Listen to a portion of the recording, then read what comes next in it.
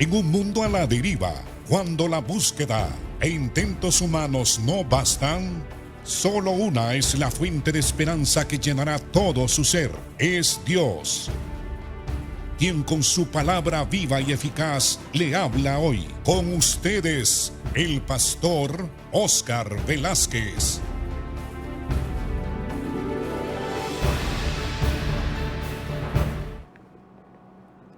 Dios les bendiga, amados hermanos.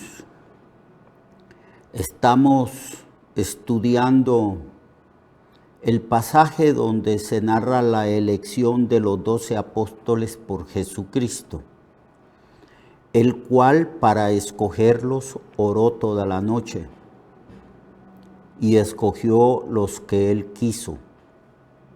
Esto significa que habían muchos más discípulos, pero escogió a los que él quiso para que estuviesen con él y para enviarlos a predicar y para que ellos tuviesen autoridad para sanar las enfermedades y para echar fuera demonios. Debemos nosotros poner suma atención a este pasaje porque nosotros, los que somos pastores, los que predicamos, los evangelistas que anuncian el evangelio por todas partes a multitudes, los maestros que exponen las escrituras en las congregaciones, los misioneros que son enviados por el Señor a otros países a predicar el evangelio a personas de otra cultura. Todos nosotros tenemos que poner atención a este versículo 14 y 15, cuando Cristo escogió a 12 discípulos. Ayer estuvimos hablando de lo que significa estar con Él. Hablamos de la necesidad de orar siempre, de tener una vida íntima con el Señor, y que la clave del éxito de un ministerio es precisamente esto, estar con Él. Todos los libros que yo he leído respecto a los grandes avivamientos, o todas las biografías que he leído de grandes hombres y mujeres que sirvieron al Señor, yo veo en ellos algo que todos lo hicieron, era estar con Cristo, la vida de oración. Hombres y mujeres que se levantaban a las 4 o 3:30 de la mañana para orar, para interceder, para ponerse en la brecha, para clamar y para recibir la instrucción y el poder necesario para emprender el día de trabajo en el ministerio. Y esto el Señor lo recalcó con aquellas palabras: ustedes, separados de mí, y a quien les está diciendo estas palabras es a los 12 discípulos. El Señor está prácticamente diciéndoles de esta manera: les voy a dar una clave para que lleven fruto, para que tengan éxito en el ministerio. La clave es que ustedes deben de tener comunión conmigo, una comunión que no debe de ser interrumpida. Como yo soy la vid, ustedes son los pámpanos. Y un pámpano no puede llevar frutos si no está unido a la vid. Separados de mí, nada pueden hacer, no pueden llevar fruto. Y si pretenden servirme, dice el Señor, tienen que servirme confiando en mí, teniendo comunión conmigo. Y aquí se dice que Él llamó para que estuvieran con Él. La clave es la oración, la vida íntima. antes de estar con las multitudes, antes de ministrar a la congregación, antes de ir a visitar, etcétera, etcétera, todo lo relacionado con el ministerio, está la vida íntima. Debemos de estar con el Señor. Jesucristo estaba 2, 3, 4, 5 horas platicando con el Padre, recibiendo la instrucción necesaria para ese día. Cuando resucitó a Lázaro, recuerdan las palabras que él dijo: gracias te doy, Padre, que me has oído, porque yo sé que siempre me oyes. Eso quiere decir que Cristo oró y puso delante del Padre el milagro que él iba a hacer. Él sabía que tenía que ir y resucitar a Lázaro. Voy pues a despertarle, dijo. Pero eso previamente había sido acordado entre el Padre y él y el Espíritu Santo. Los 3 divinas personas se pusieron de acuerdo para resucitar a Lázaro. Y así fue todo el ministerio de Jesús. Jesús había recibido el Espíritu estaba con él, el Espíritu Santo lo guiaba en la oración, en la intercesión y en todo lo que él hacía en su ministerio. Y también dice, yo no puedo decir nada, no puedo hablar nada si previamente no lo oigo del Padre. Todo lo que el Padre hace, el Hijo también lo hace juntamente. Los teólogos, los libros de teología declaran que la comunión del cristiano es con el Padre, con el Hijo y con el Espíritu Santo. Y que cuando el Espíritu hace algo, lo hace el Hijo y el Padre juntamente.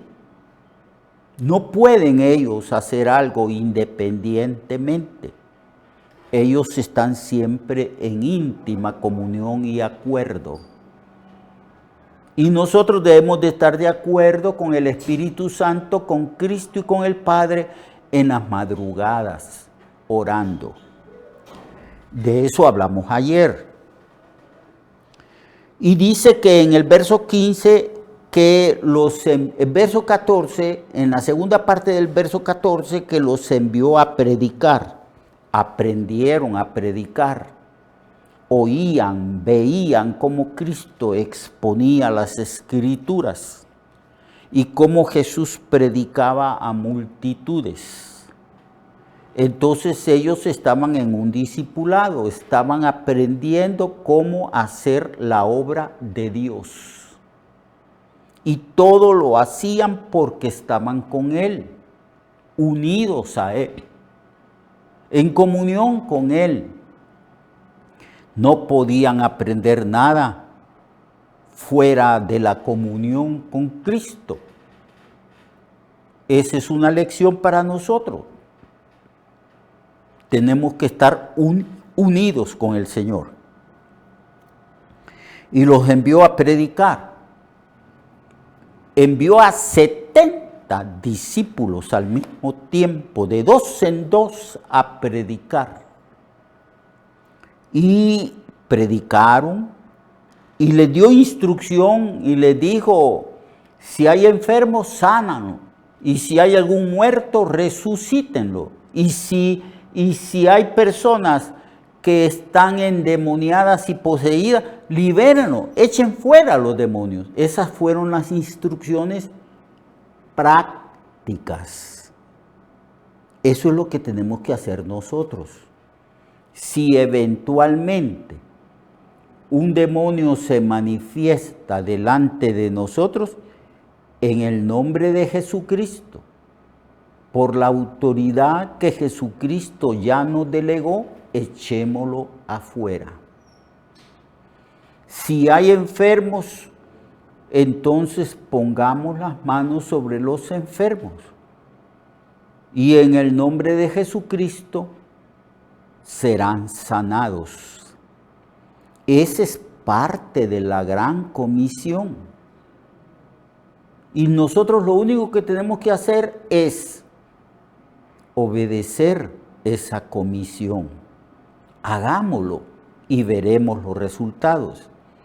Por supuesto que previamente a las actividades del ministerio, nosotros tenemos que estar con Él, en comunión con Él, en una vida íntima y profunda de comunión y de oración. Y dice aquí que tuviese autoridad para sanar enfermedades y para echar fuera los demonios.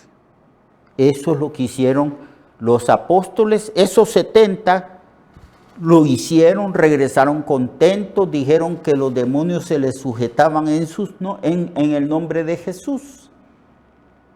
Ya ellos habían experimentado porque habían tenido una lección práctica, un taller para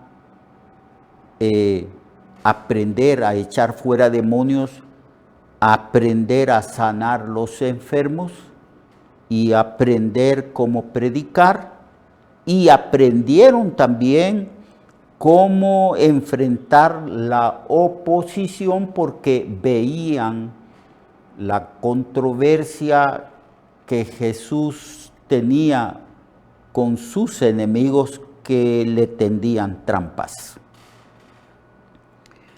Así que eso es sumamente importante.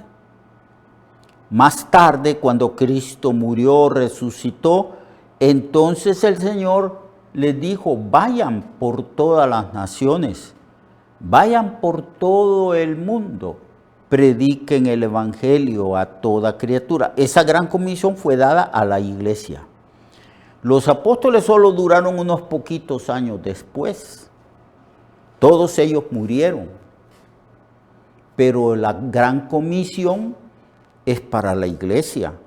Vayan, prediquen el evangelio por todo el mundo, y la iglesia ha ido predicando el evangelio por todo el mundo, y aquí en Honduras, y específicamente aquí en esta ciudad de Ciguatepeque, en las aldeas, pueblos, caseríos de Honduras, en todos los departamentos de Honduras. Esta gran comisión es para toda la iglesia. Y estas señales seguirán a los que creen. Ahí generaliza. ¿Usted cree? ¿Usted está comprometido en la obra del Señor? ¿Usted ha sido llamado, ha recibido un ministerio de parte del Señor? Y estas señales seguirán a los que creen. En mi nombre echarán fuera demonios. Pondrán las manos sobre los enfermos y en el nombre de Jesucristo serán sanados. Lo mismo hacemos cuando predicamos, porque predicamos en el nombre, es decir, en la autoridad de Cristo, el Evangelio.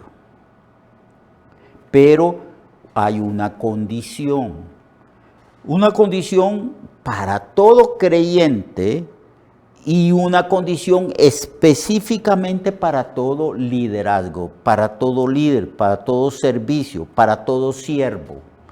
Porque antes de usar el término liderazgo, deberíamos de usar el término siervo.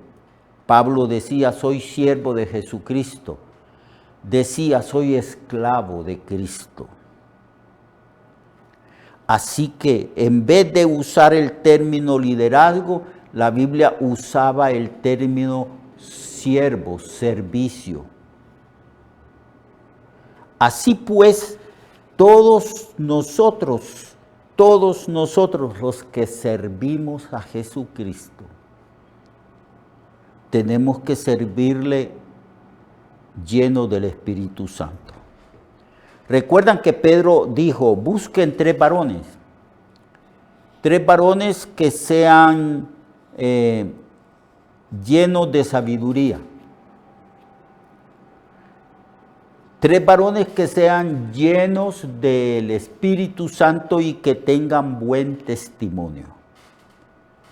Todo pastor, todo ministro, todo líder en la iglesia, toda hermana que está ejerciendo cargos en una iglesia local, usted, hermano, usted que está a cargo de ministerio en la iglesia